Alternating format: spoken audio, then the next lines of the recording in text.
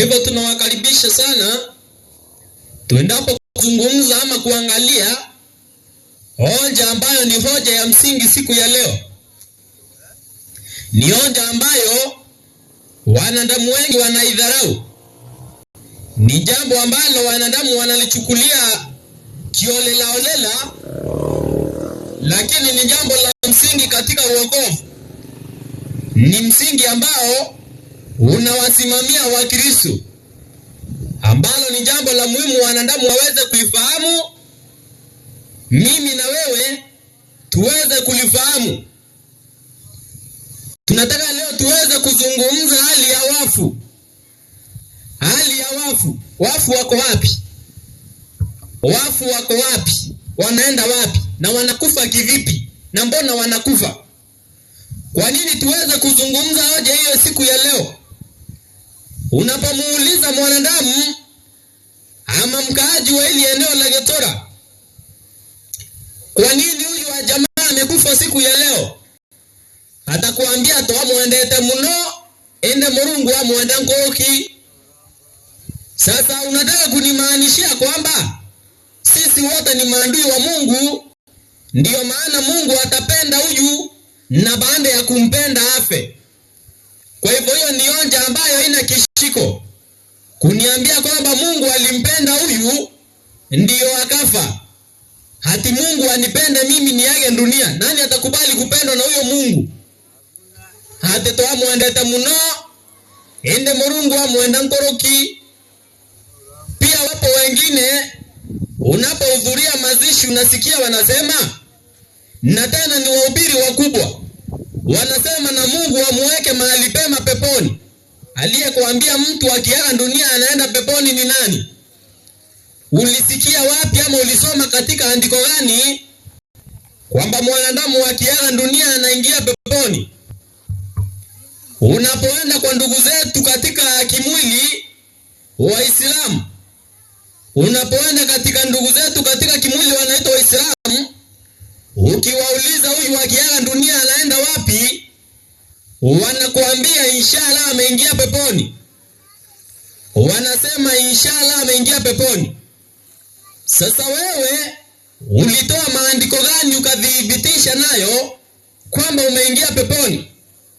Bado yapo maneno yanayosemwa pia na ndugu zetu ambao wanajiita Wakristo, lakini nawadhihirishia ni Wakristo wa uongo, wanaitwa Wakatoliki. Wakatoliki unapowauliza huyu ameaga dunia akaenda wapi, watakuambia ameenda mahali kunaitwa purgatory ama toharani. Wanasema njooni tumfanyie misa ili Mungu amuingize toharani. Eti wanatuambia ukifa ukiwa mwenye dhambi wanakufanyia misa, unachukuliwa unapelekwa toharani. Ulisikia wapi? Wengine siku ya leo wanasema mtu akiaga dunia anaenda mbinguni. Mbingu gani? Ati huyu alikufa akaenda mbinguni.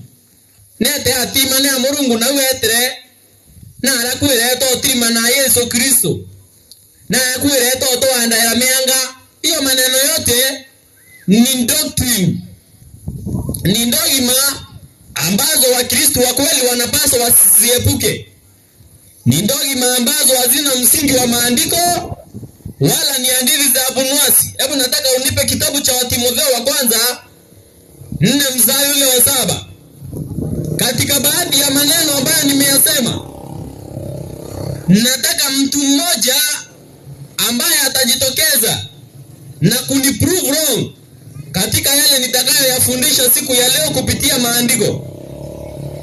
Ati ajitokeze aseme wewe kijana umetuambia hivi, lakini maandiko yanasema akifa anaenda hapa. Nahitaji mtu kama huyo. Yaani mtu ambaye atajitokeza na kudhibitisha kwamba mtu anaaga anaenda mbinguni. Ate mtu akwegeta ayoro ile kono kaneo remete.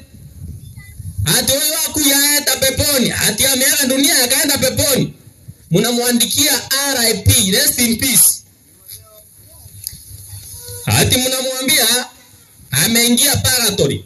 Nahitaji mtu kama huyo ambaye ataweza kunidhihirishia katika maandiko Na ikiwa wakaaji wa eneo la Gĩthũra, mtu kama huyo hataweza kujitokeza ama hataweza kutokea na kudhibitisha maneno kama hayo katika Biblia, basi mtu huyo anyamaze milele.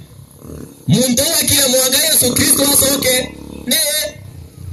Leo nakwenda kuwadhibitishia katika maandiko kwamba mwanadamu akiaga dunia anaenda wapi?